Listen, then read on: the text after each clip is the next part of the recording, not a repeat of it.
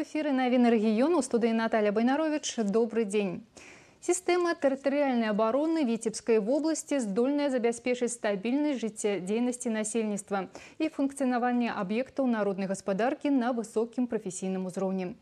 Гэта показалі тэрытарыяльныя вучэнні, якія праходзілі ў Витебску з удзелам воінскіх фарміраванняў сілавых структур і кіраўнікоў раёнаў в области.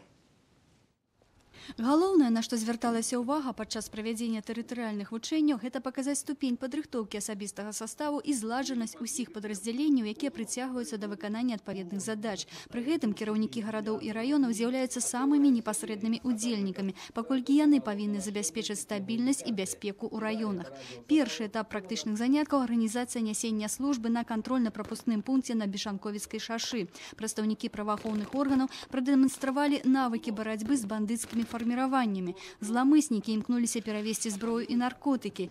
І толькі аператыўнасць і зладжанасць дзеянняў супрацоўнікаў міліцыі дазволіла хутка абяшкодзіць банду. Данный результат достигается в ходе ежедневного обучения на тренировках, на учениях. Ну а сегодняшнее мероприятие можно назвать венцом обучения нынешнего года. Одной из целей занятий было обучение председателей исполнительных комитетов, так как у них в районах существуют свои территориальные войска.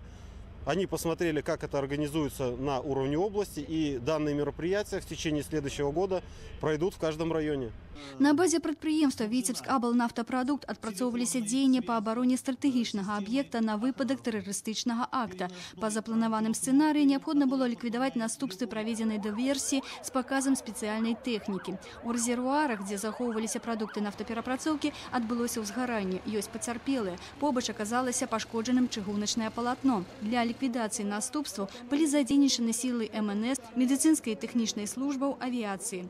Ацэнку іх дзеянням даў начальник зоны территориальной обороны номер 4, генерал-губернатор Витебской области Александр Косинец. Войска территориальной обороны Витебской области, входящие в систему вооруженных сил Республики Беларусь, подготовлены, сработали на отлично, готовы к выполнению поставленных задач главнокомандующим вооруженными силами и в случае необходимости способны защитить население, обеспечить функционирование экономически важных объектов, обеспечить усиление границы, локализовать бандформирование, предупредить их проникновение на территорию нашей страны, в случае необходимости ликвидировать. Больш за 10 год развивается система территориальной обороны у Беларуси. Подобные вучэнні сёлета пройшли практично во всех регионах. Витебская область показала достойный уровень подрыхтовки силовых структур. Могу сказать, что они прошли здесь действительно на профессиональном уровне, с высоким качеством. И те силы, вы сами могли убедиться,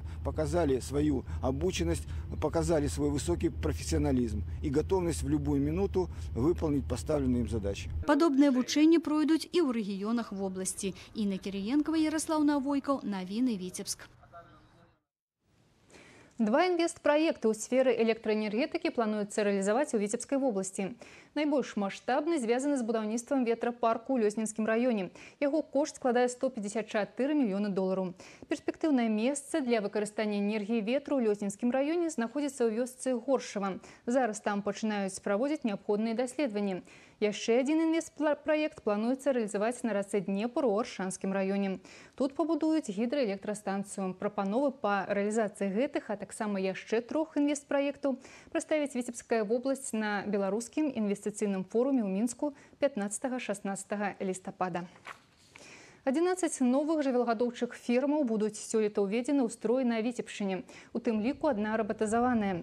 Новы жывёлагадоўчы комплекс на 768 галоў плануецца ўвесці ў наступным годзе ў адкрытым акцыянерным таварыстве «Проземле Агра», што ў Чашнінскім раёне. Згодна з праектна-каштарыснай дакументацыяй на аб'ект уласных і крэдытных сродкаў пойдзе каля 23 мільярдаў рублёў.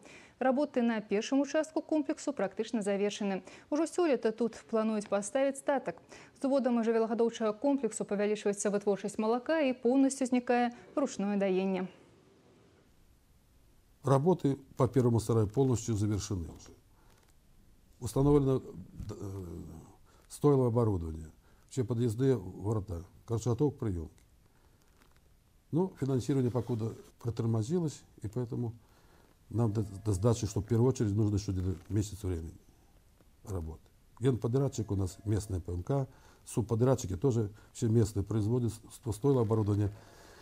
Тоже в пределах района. Ну, на сегодняшний день у нас надой где-то 14,2 литра на корову. Продаем 12 литров молока на корову. Ну, это выше среднего по району. Но если мы запустим комплекс, как судя из данных и расчетов, это где-то процентов на 20 у нас должно уровень повыситься в производстве и продаже молока. Падземны пераход у Віцебску пад вуліцай Леніна ў раёне летніх амфітэатра здадуць у эксплуатацыю летам наступнага года.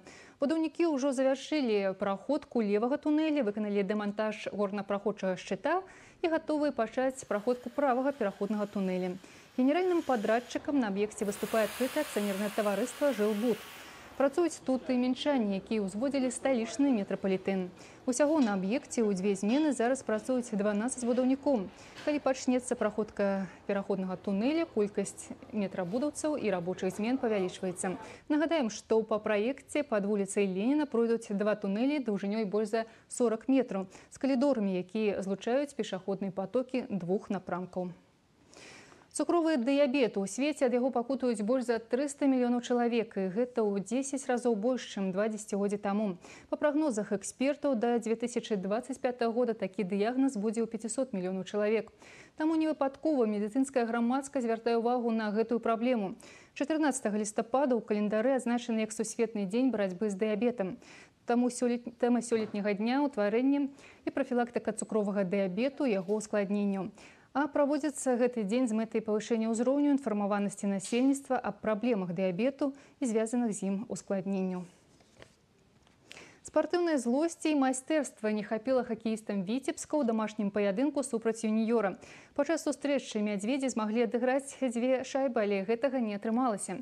Мінчане ўзялі верх з лікам 6-3. Падрабязнасці ў рэпартажы Сергея Мисурагіна. У сёлетнім сезоне супрацьстаянні паміж клубамі складваюцца вельмі цікава. У Віцебску юніёр перамог у серыі пасляматчавых булітаў, а ў Мінску віцебляне ўзялі верх у асноўны час. А таму сёння каманды можа задаволіць толькі перамога, а балельшчыкаў чакае бескампрамісны паядынак. Тыднёвую паузу ў розыгрышы трэнерскі штаб Мядзведзева імкнуўся правесці максімальна карысна. Тэарэтычныя і практычныя заняткі, прагляд новых ігракоў, атакуючага амплуа. Вынікам стала падпісанне кантракту з адным з нападаючых, і працэс пошуку рычагоў умацавання составу команды протягивается. В данный момент подписан контракт с нападающим минского юниора Артемом Катковцом. Пару человек еще в ближайшее время должны прибыть на просмотр. Команда играет. Тренер Дмитрий Владимирович Дудик потихоньку входит в курс дела. Я думаю, все будет хорошо. Тым часам, у адрозненне ад гаспадароў, мінчане агрэсіўна пачалі сустрэчу. Нападаючыя сапернікаў былі пастаянна зараджаны на вароты Артура Лук'янова, і нашым землякам прыходзілася шмат абараняцца. На жаль, памылкі не прымусілі сябе доўга чакаць. 2 закінутыя шайбы юніёра былі падобныя як 2 кроплі вады. Беласінія прайгралі барацьбу на сваім пятачку, і форварды мінчан расстрэльвалі вароты з блізкай дыстанцыі. Толькі напрыканцы перыяду падапечным Юры Івашына ўдалося выраўняць гульню. Нікіта Ядроіц да мінімуму скараціў адставанне, а пасля перапынку Ілля Бусілка вярнуў інтрыгу на трыбуны. І тут нашы землякі зноў памыліліся. Госці, гуляючы ў колькаснай меншасці, выйшлі наперад. Гэты момант стаў пераломным у сустрэчы. Больш контраргументаў віцебляне не знайшлі, а мінчане ўпэўнена давялі матч да перамогі 6-3. Цяпер Віцебск чакае не менш прынцыповы паядынак. Падобныя матчы яшчэ называюць гульнёй за 6 ачкоў. У чацвер у абласны цэнтр прыедзе Брэст, які дыхае ў спіну нашым землякам. Пачатак сустрэчы ў 18:30. Сергей Мисурагін, Ярослаў Навойкаў, навіны Віцебск. І гэта пакуль усё. Я развітваюся да вечара. Добрага дня.